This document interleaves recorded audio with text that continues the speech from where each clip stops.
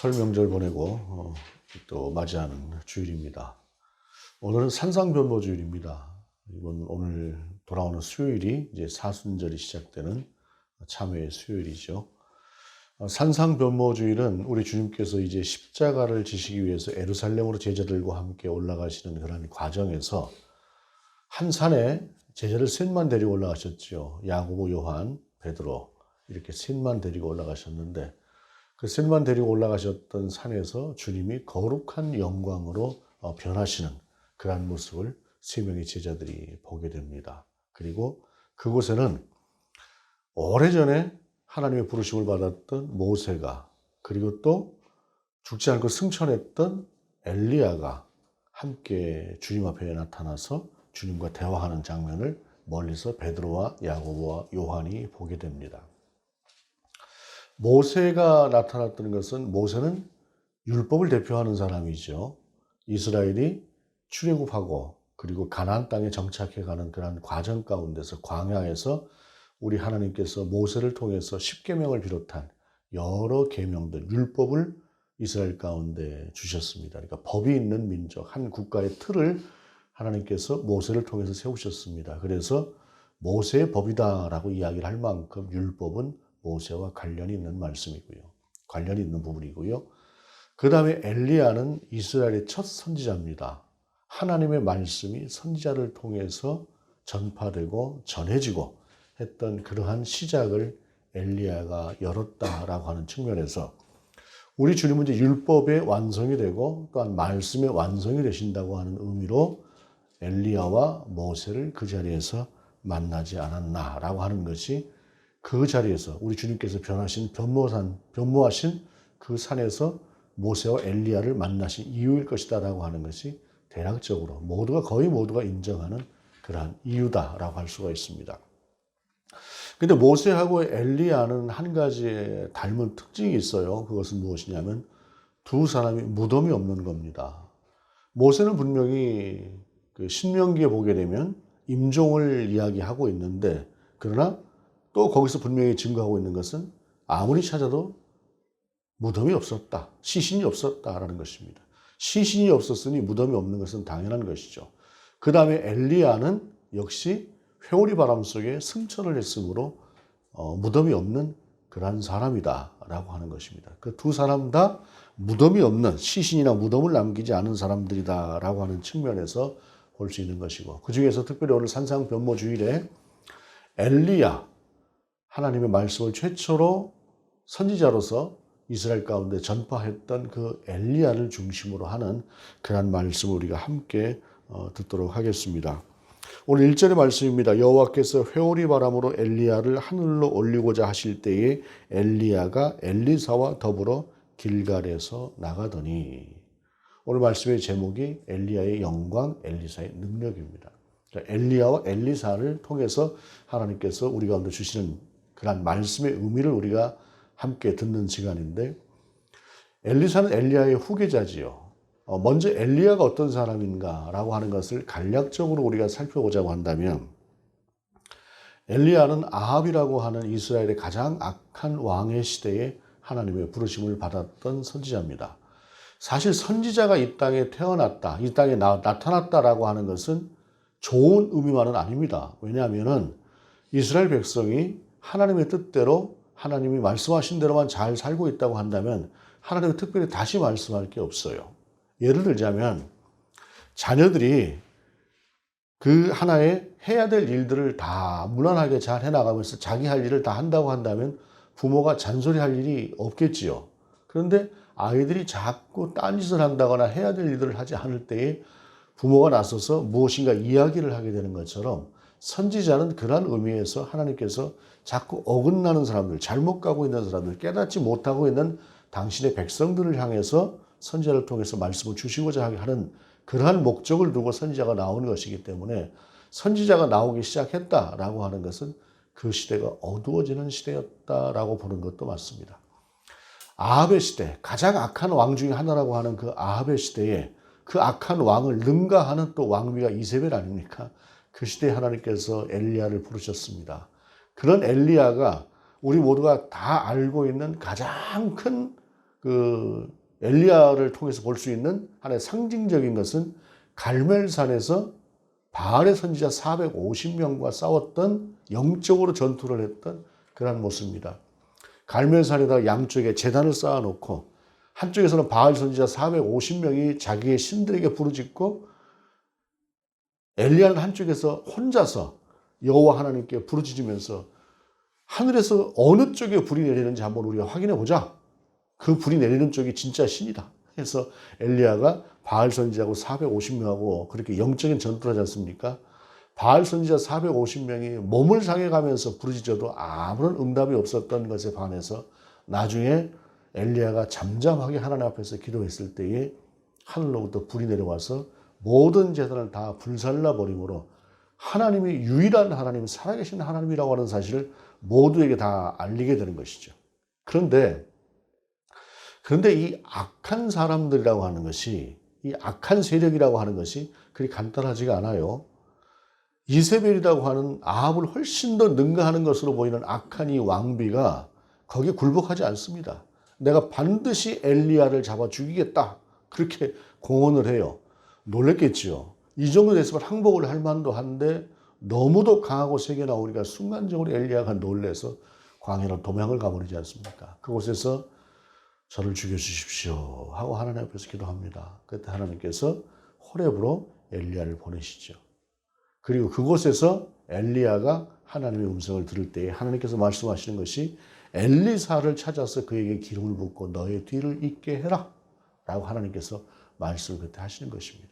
그리고 하나님께서 이제 엘리야의 소원대로 당시에 자기 자신의 모든 소명이 다 끝났으니 이제 하나님께서 부르시기로 하고 그렇게 해서 엘리사를 부르시는데 엘리사는 당시에 소를 가지고 쟁기질을 하고 있었어요. 농사를 짓고 있었습니다. 그때 엘리야가 엘리사를 부릅니다. 엘리사는 즉각적으로 응답하고 엘리야를 따라갑니다. 그렇게 해서 엘리야를 따라서 어디로 갔느냐? 지금 길갈에 이르렀다라는 것인데 1절 초반에 보면 여호와께서 효리 바람으로 엘리야를 올리고자 하실 때에 이제 이미 하나님께서는 엘리야를 당신이 데려가시겠다고 생각을 하고 그 엘리사를 이제 엘리야를 통해서 기름 붓게 하신 것처럼 당신의 선지자로 분명하게 세우는 그러한 과정을 하나님께서 오늘 말씀은 보여주고 있는 것이에요. 그런데 그렇게 길갈에 이르렀던 엘리야가 무엇이라고 얘기를 합니까? 2절에 엘리야가 엘리사에게 이르되 청하건대 너는 여기 머물라 여호와께서 나를 베델로 보내시느니라 하니 엘리사가 이르되 여호와께서 살아계심과 당신의 영혼이 살아있음을 두고 맹세하노니 내가 당신을 떠나지 아니하겠나이다 하는지라 이에 두 사람이 베델로 내려가니 엘리야가 한순간에 너는 이제 여기서 사역을 해라. 나는 베델로 가야 되겠다. 라고 이야기를 하고 있는 것이에요. 그런데 엘리사가 내가 맹세컨대 결단코 당신을 떠나가지 않겠습니다. 끝까지 당신과 함께 하겠습니다. 라고 이야기를 하는 것이에요. 그것이 3절에서는 베델에서도 그리고 5절에서는 여리고에서도 똑같이 엘리야가 너는 여기에 머물러라. 엘리사는 절대로 따라가겠습니다. 이러한 말들이 교차되고 계속해서 반복되는 모습들을 보여주고 있어요. 그러니까 이것은 일종의 문학적인 어떤 그 시대의 어떤 하나의 문학의 모습이죠. 그러니까 어찌 보면 이것은 엘리야가 엘리사를 시험하는 것일 수도 있고 또 그 시험 가운데서 엘리야는 절대 엘리사는 따라가겠다고 하는 그런 것일 수도 있는데 이 본문 속에서 보게 되면 똑같은 말씀들이 나오는 것이 뭐냐면 생도들이 이렇게 얘기를 해요. 오늘 당신의 선생을 당신의 머리 위로 데려가실 줄을 아시나이까. 그러니까 선지자의 제자들이 베델에도 있었고 여리고에도 있었는데 그들 모두가 다 하나님의 영감으로 오늘 엘리야가 하나님의 부르심을 받는다라고 하는 사실을 알았다라는 것입니다. 그러니 엘리사라고 그것을 몰랐겠습니까? 나도 안다. 그러니 잠잠하라. 라고 하는 말이 지속적으로 반복되는 것도 바로 그런 것입니다.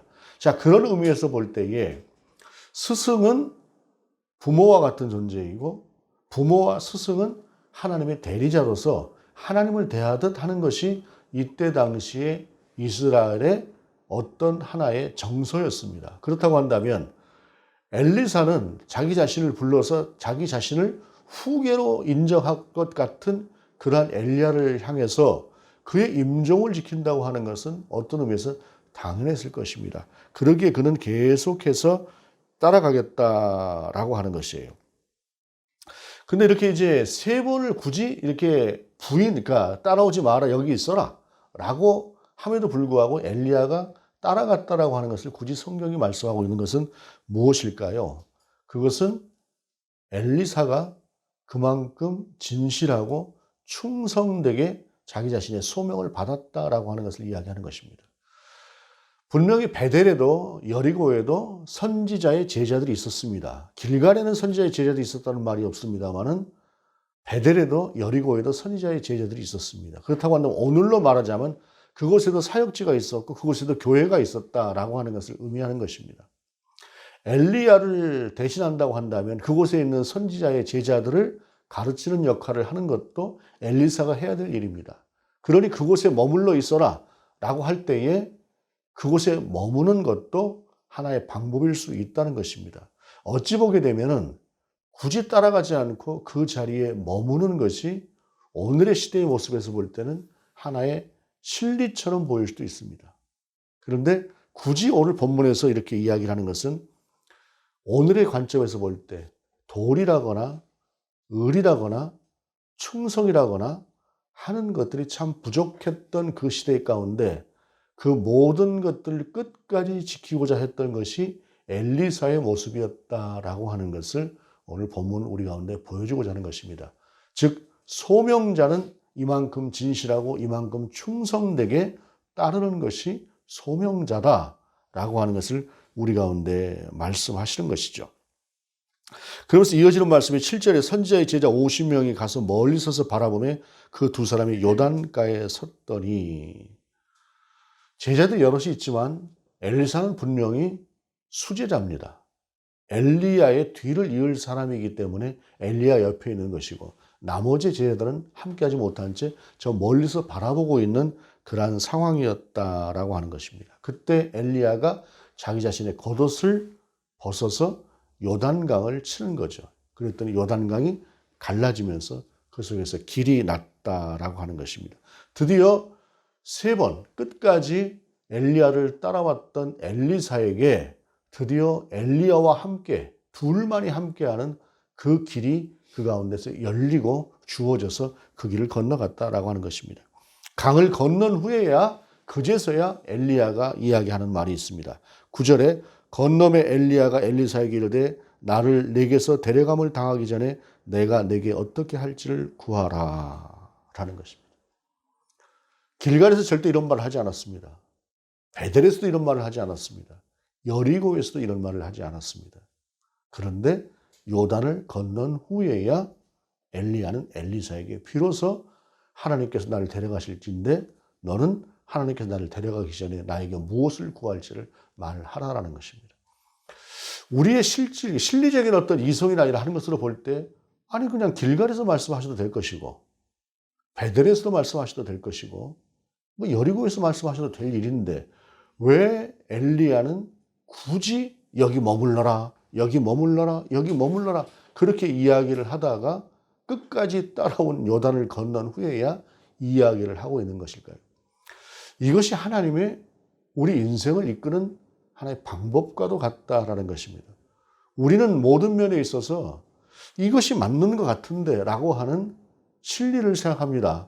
그런데 하나님께서는 우리 가운데 원하시는 것이 미련한 모습일지라도 따라오는 것을 원하신다라고 하는 사실입니다. 하나님의 지혜가 우리의 지혜보다 못하신다? 이건 말이 되지 않지 않습니까? 하나님은 전능하시고 전지하신 분이십니다. 그럼에도 불구하고 우리가 볼 때 이것이 가장 옳을 것 같은데 하나님은 그렇지가 않습니다. 때로는 악한 세력을 들어서 세상을 이끌어가도록 만드는 그러한 시기도 우리 가운데 주실 때가 있죠. 이스라엘의 역사가 그렇지 않습니까? 악한 왕들이 나서서 세상을 통치하는 그러한 시기에 왜 하나님께서는 저런 자들을 벌하지 않고 라고 하는 말씀, 그런 생각이 들 수 있을 만한 그러한 시대임에도 불구하고 또 어떤 면에서 보게 되면 아수르나 바벨론이나 하나님을 모르는 그 백성들 가운데 왜 이스라엘이 그 안에서 그들의 어떤 피해와 압박을 받아내야 하는가라고 하는 것들. 그러나 그 모든 시간들이 지나고 났을 때에 하나님께서 역사를 이끄시고 한순간을 넘어가고 한 과정을 넘어갔을 때에 비로소 우리는 하나님께서 이렇게 하시고자 했구나라고 하는 것을 깨닫게 되고, 때로는 그것조차도 여전히 왜일까라고 하는 것으로 남겨둘지라도 하나님께서 인생을 이끌어 가시는 방식은 또한 그와 같다라고 하는 사실입니다. 그러기에 우리의 믿음은 실리적인 측면, 계산적인 측면, 옳다 그르다라고 하는 우리의 사고와 우리의 생각, 이런 것으로 결정되지 않는다라고 하는 사실입니다. 그렇다라고 해서 무조건적으로 우매하게 따라간다거나 미신적으로 따라간다는 얘기는 결단코 아닙니다. 그러나 때로는 하나님께서 우리 가운데 미련한 방법도 요구하실 때가 있다라고 하는 사실입니다. 그렇게 해서 마침내 엘리야가 길갈도 베델도 여리고도 아닌 요단을 건넌 후에야 그렇게 내게 말을 하라라고 했을 때에 엘리사가 무엇이라고 이야기합니까? 엘리사가 이르되 당신의 성령이 하시는 역사가 갑절이나 내게 있게 하소서 하는지라. 여러분, 엘리야가 어떤 사람입니까? 갈멜산에서 그 어마어마한 능력을 보였던 사람이 엘리야 아닙니까? 그런데 그 엘리야만큼만 할 수 있게 해도 엄청난 일일 텐데 엘리야의 성령의 역사를, 능력을 내게 2배를 달라, 갑절로 달라 라고 하는 것은 어떤 의미일까요? 좀 욕심 같아 보이지 않습니까? 이 부분은 어떤 면에서 분명히 욕심도 들어갈 수 있다라고 해석할 여지도 있다고 생각을 합니다. 그런데 만약에 이것이 욕심으로 본다고 한다면 그것은 하나님의 일을 하기 위한 그러한 욕심이다라고 볼 수가 있겠죠. 우리에게 때로는 이런 욕심도 적당히 필요한 것 같습니다. 그러나 오늘 엘리사가 엘리야에게 갑절의 영감을 구했던 이유는 다른 곳에서 찾을 수가 있습니다. 엘리사가 가졌던, 엘리야가 평생 동안 살았던 삶이라고 하는 것은 자신의 유익을 구하면서 살았던 적이 한 번도 없습니다. 그는 오직 하나님의 뜻을 따라서, 그리고 오직 이스라엘 민족을 바라보면서, 북왕국, 북이스라엘의 민족을 바라보면서 그들이 하나님 안에서 살기를 원했던 마음만 가지고 살았던 사람이 엘리야였습니다. 그런 의미에서 엘리사가 또한 그런 엘리야의 뒤를 잇는다고 한다면 엘리사가 원하는 것도 어떤 일신의 안녕이라거나 자기 자신의 어떤 명망이라거나 이런 것들을 구하지는 않았을 것입니다. 틀림없이.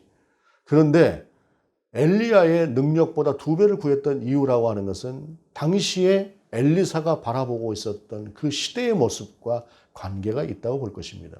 왜냐하면 엘리야를 통해서 엄청나게 일어났던 그 갈멜산에서의 그 놀라운 역사가 있었음에도 불구하고 무릎 꿇지 않고 오히려 그 엘리야를 죽이겠다고 달려들었던 이세벨과도 같은 그러한 세력들이, 그러한 악한 세력들이 끊어지지 않고 지속적으로 이어지고 있는 세대 가운데서 엘리사는 그 악한 세력들을 대항하기 위해서는 더 험악해지는 세대 가운데서 더 큰 하나님의 능력이 있어야만 그 일들을 감당할 수 있을 것이라고 그가 분명히 생각을 했을 것입니다.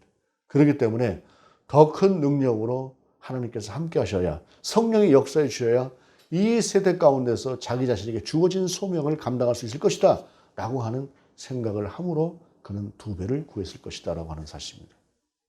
그러나 그보다 또 더 중요하고 더 중심적인 것, 분명한 것은 어떤 것들이냐면 갑절이라고 하는 것은 장자의 권한입니다. 이스라엘은 장자에게는 2배를 줍니다. 이 의미는 후계자라고 한다면, 자신이 엘리야의 역할을 감당해야 되는 그렇게 소명받은 사람이라고 한다면 그것은 분명하게 하나님께서 제게 2배를 주심으로 그것을 확증해 달라고 하는 장자권을 요구하는 그러한 모습이 바로 오늘 본문 속에서 2배를 요구하는 것이다라고 하는 사실입니다. 엘리사는 자기 자신이 부르심을 하나님 앞에서 받았고 엘리야를 통해서 이미 이때 당시에 후계자로서 인정을 받고 있었지만, 그러나 그 인정을 받고 있는 상황을 넘어서 좀 더 분명하고 정확하게 하나님께서 당신에게, 자기 자신에게 알려주시기를 원했다라고 하는 사실입니다. 그러므로 그 성령의 능력을 갑절로 줌으로 말미암아 내가 엘리야의 분명한 후계임을, 그리고 내가 엘리야처럼 분명하게 이 땅 가운데서 사역을 감당해야 됨을 알게 하시고 확신케 하옵소서라고 하는 뜻으로 엘리사는 엘리야에게 그와 같이 구했다라는 것입니다.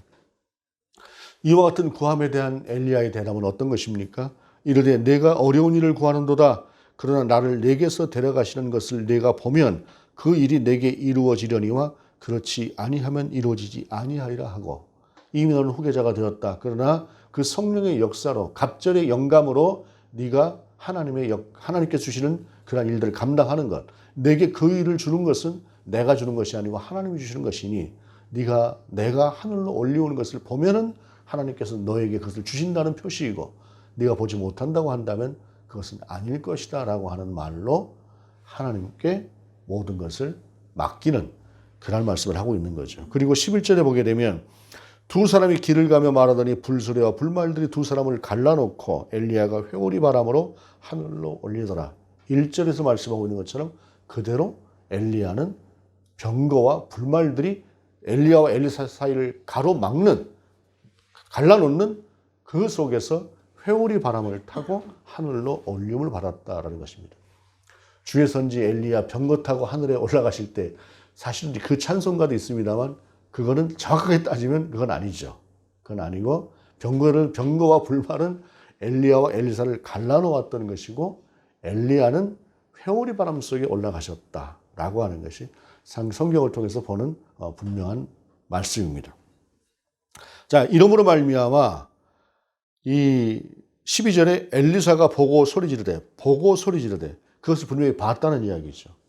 보고 소리 지르되 내 아버지여 내 아버지여 이스라엘의 병거와 그 마병이여 하더니 다시 보이지 아니하는지라. 이에 엘리사가 자기 옷을 잡아 둘로 찢고, 분명히 엘리야의 승천을 그가 보았고 그가 구했던 것들이 이루어졌다라고 하는 것을 말하고 있는 것입니다. 엘리야 한 사람이 있음으로 인해서 이스라엘의 천천만만의 병거와도 같은 마병과도 같은 그러한 힘이 이스라엘 가운데 있었다는 것이죠. 이스라엘이 버틸 수 있는 힘이라고 하는 것은 아합과도 같은 그러한 왕에 의한 것이 아니라 엘리사와 같은, 아니 그 이세벨 같은 그러한 왕비에게 있는 것이 아니라 엘리야 같은 그러한 하나님의 사람이 있었기 때문에 그가 많은 마병보다 많은 병거보다 더 큰 힘으로 이스라엘을 지켜낼 수 있었다라고 하는 것입니다.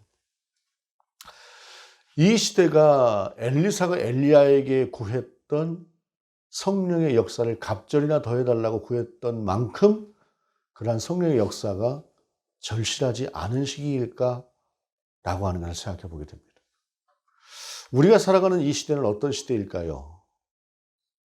어찌 보게 되면 모든 면에서 평안하고 모든 것을 하나님 앞에서 자유롭게 할 수 있는 그러한 시대임에도 불구하고 이 시대는 엘리야의 성령의 능력을 갑절이나 더 달라고 구해야 되는 그러한 시대가 아닐까라고 하는 생각을 해봅니다. 서서히 하나님 앞에서 우리가 너무나 편안한 시간들을 가지며 너무나 여유 있는 시간들을 가지며 영적인 긴장이 없는 그러한 시대를 우리가 살고 있는 것은 아닌가라고 하는 생각을 분명히 해보게 됩니다. 여러분, 이제 음력으로는 또 한 해가 시작이 되지요.